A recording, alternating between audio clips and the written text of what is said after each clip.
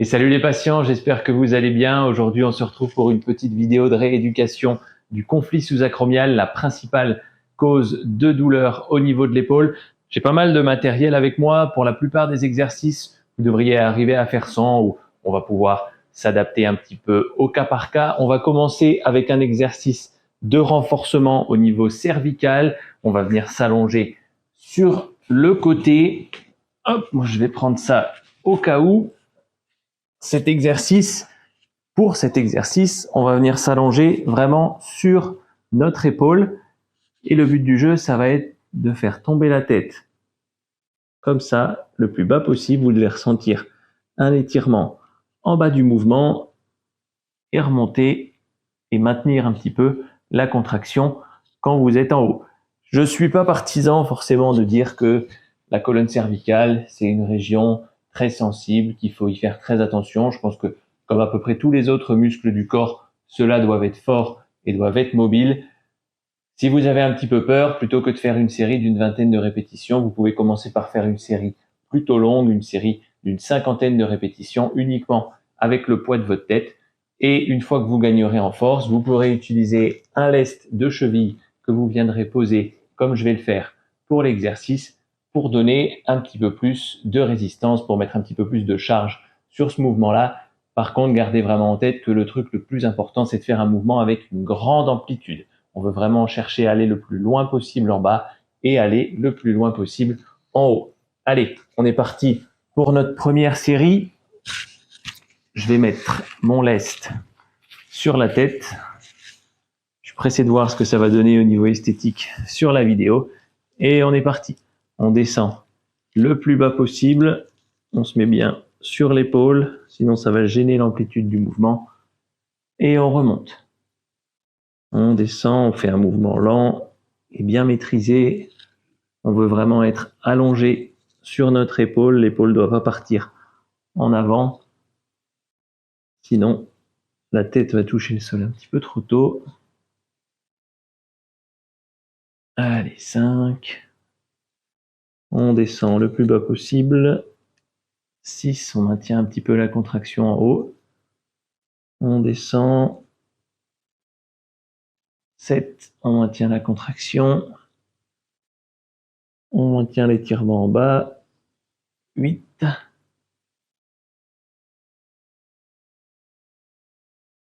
9. Voilà, on veut vraiment sentir cette contraction en bas du mouvement, cet étirement, pardon, en bas du mouvement et la contraction quand on est en haut. 12, 13, 14, 15, 16, 17, 18, 19 et 20. Allez, je vais m'arrêter là. Si vous préférez faire à vide, faites une série plus longue. Comme toujours, le but, par contre, c'est d'aller au bout des capacités de votre muscle. Donc, si vous faites 20 répétitions alors que vos muscles sont capables d'en faire 50, ça va pas forcément changer grand-chose. Hop, on va partir pour faire la même chose. De l'autre côté, on s'allonge bien sur notre épaule de manière à avoir la tête le plus loin possible du sol. Je vais mettre la charge. Et on est parti. On descend le plus bas possible jusqu'à ce que ça tire. Et on remonte. Toujours avec un mouvement lent et bien maîtrisé. 3, 4, 5, 6, 7, 8, 9, 10. Allez, on raccourcit pas le mouvement, on pense à bien descendre le plus bas possible, bien maintenir la contraction 1 seconde quand on est en haut. 14, 15, 16, 17, 18, 19 et 20. Voilà pour moi. Hop. Allez, on va enchaîner immédiatement sur un deuxième exercice. Pour celui-là, vous allez avoir besoin d'une chaise normalement. Tout le monde a ça à la maison. On va venir s'asseoir sur le bord de notre chaise.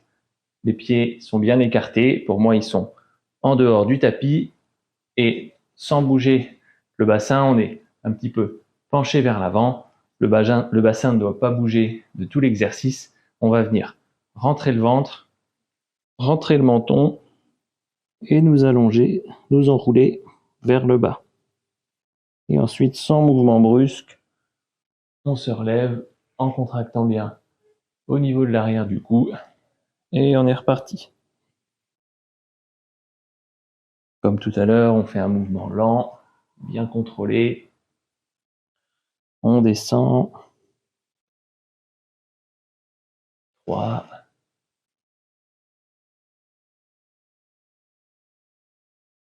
4. Pensez à bien rentrer le ventre et à contracter le périnée quand vous faites cet exercice. 5, ça met de la pression dans le caisson abdominal. 6. Vous devez sentir que ça travaille au niveau du milieu du dos. 7.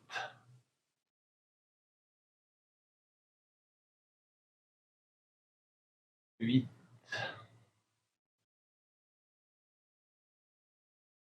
9.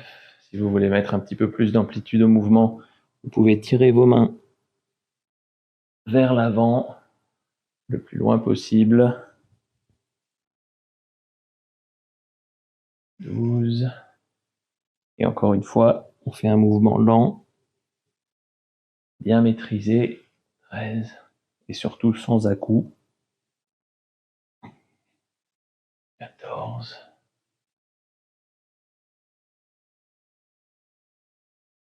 15.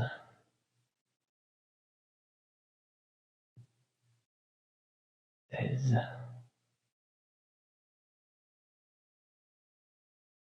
17.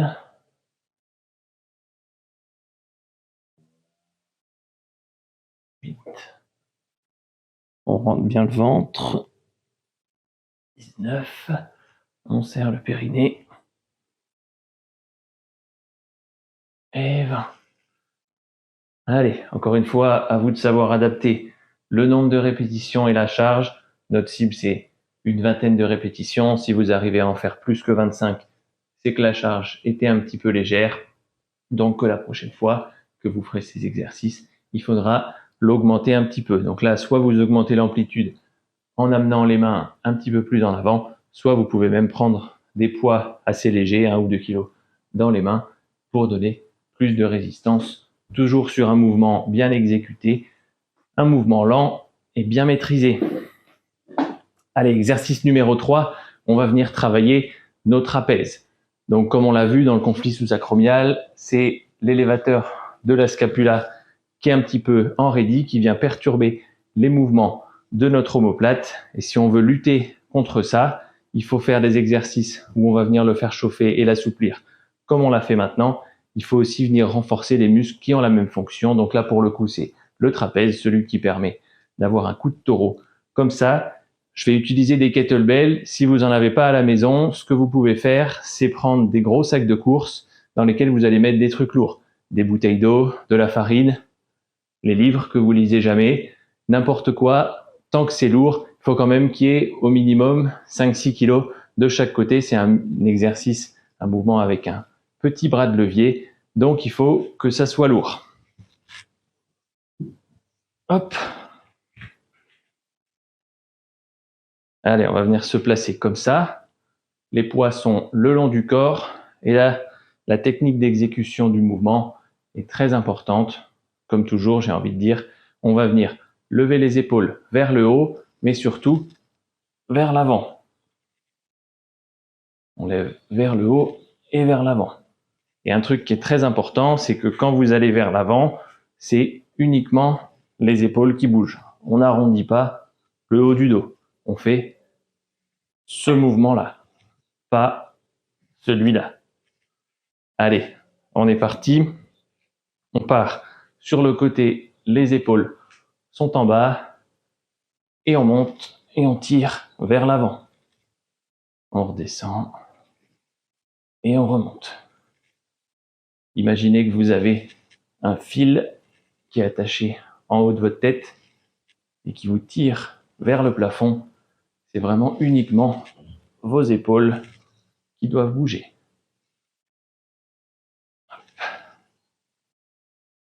On vient maintenir un petit peu la contraction quand on est en haut. 7, 8, 9,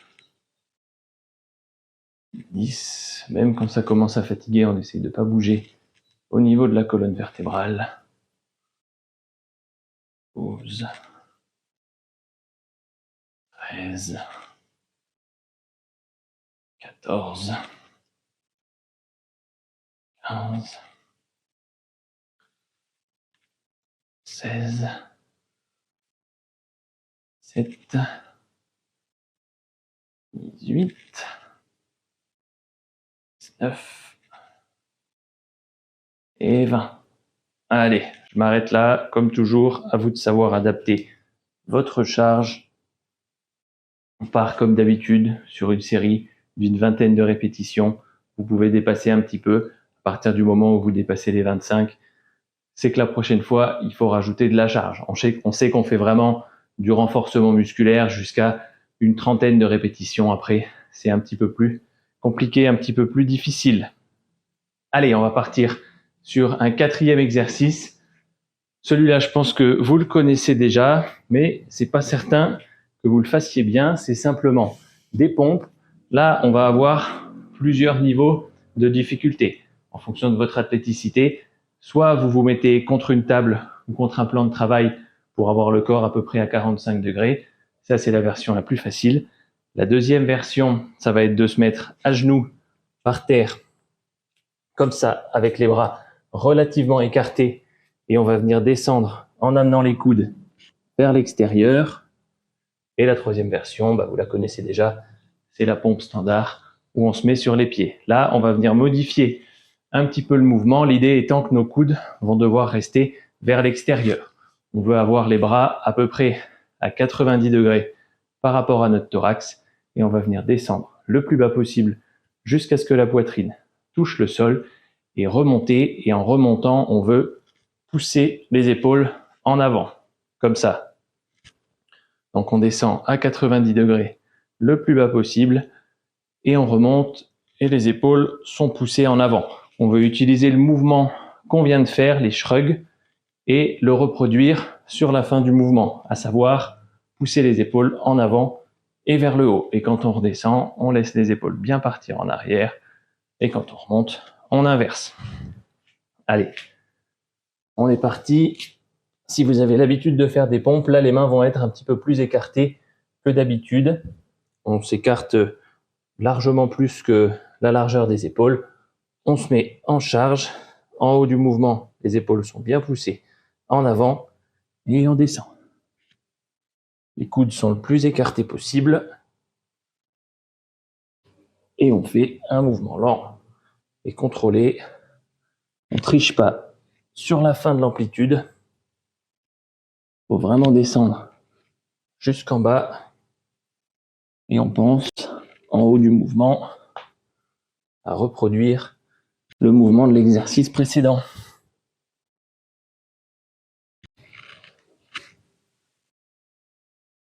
Allez. On pousse les épaules en haut et en avant. On les laisse se tirer en arrière pour en être à une dizaine de répétitions.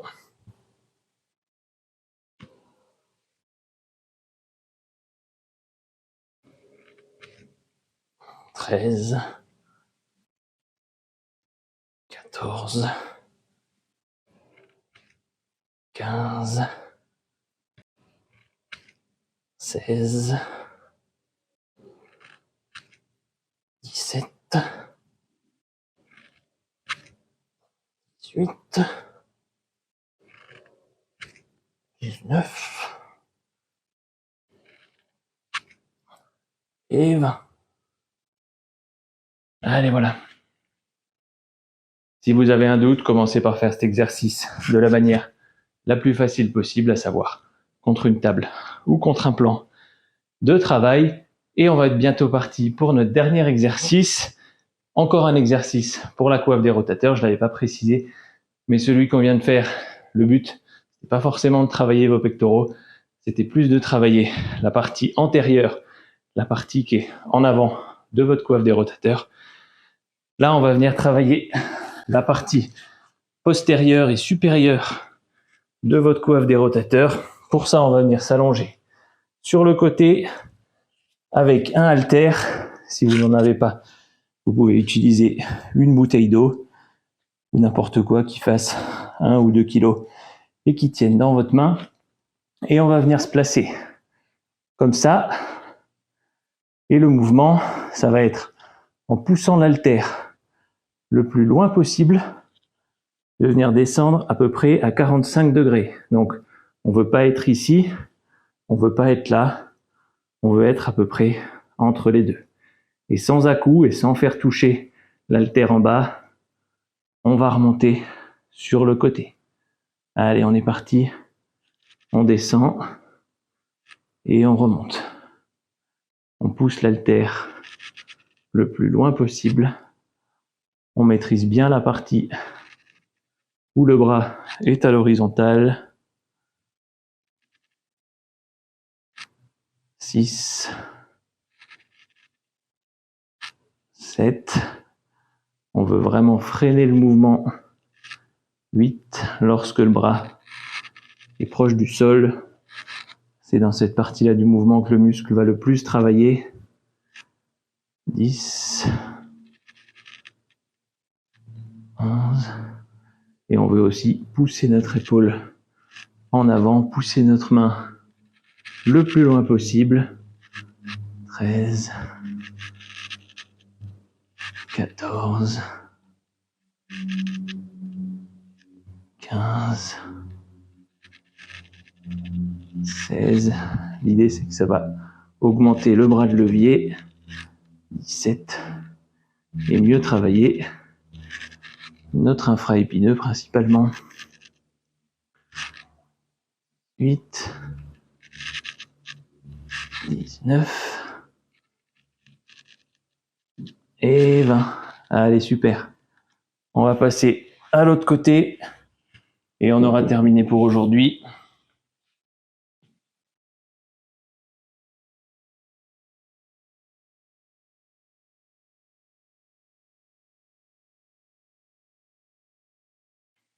Allez, on monte l'haltère en haut et on descend toujours à 45 degrés. On maintient un petit peu en bas et on remonte. Le bras est le plus tendu possible. On pousse l'haltère le plus loin possible. Il ne touche pas le sol. Quand on est en bas, il s'approche du sol au maximum, mais sans toucher. 5, 6, 7, 8, 9, 10, 11, 12, 13. On pense à bien pousser le bras le plus loin possible. 14, Et on freine bien le mouvement tout en bas et on remonte sans faire d'à-coup. 16, 17, 18, 19 et 20. Et on redescend, on maîtrise bien, on maintient. Et voilà pour aujourd'hui. Hop. J'espère que cette vidéo d'auto-rééducation vous aura plu. J'espère que ça va vous aider à aller mieux. Ces exercices de renforcement, comme d'habitude, on va essayer de pas les faire tous les jours. Il vaut mieux les faire 1-2 fois dans la semaine, mais les faire vraiment à fond, vraiment donner tout ce que vous avez sur chaque série et derrière, laisser du temps aux muscles pour récupérer plutôt que de les faire à moitié tous les jours. On sait que ça, c'est moins efficace pour gagner en force, pour gagner en masse musculaire. Donc faites-le plutôt, on va dire 2 fois par semaine, mais par contre, vous faites les exercices jusqu'au bout et surtout avec une charge adaptée. J'ai fait une vidéo d'information sur le conflit sous-acromial, pourquoi vous avez mal, quel est le problème mécanique, pourquoi est-ce qu'on fait tous ces exercices pour venir inverser ce problème mécanique, quels sont éventuellement les traitements médicaux. Je vous invite à aller la regarder et je vous dis à très bientôt.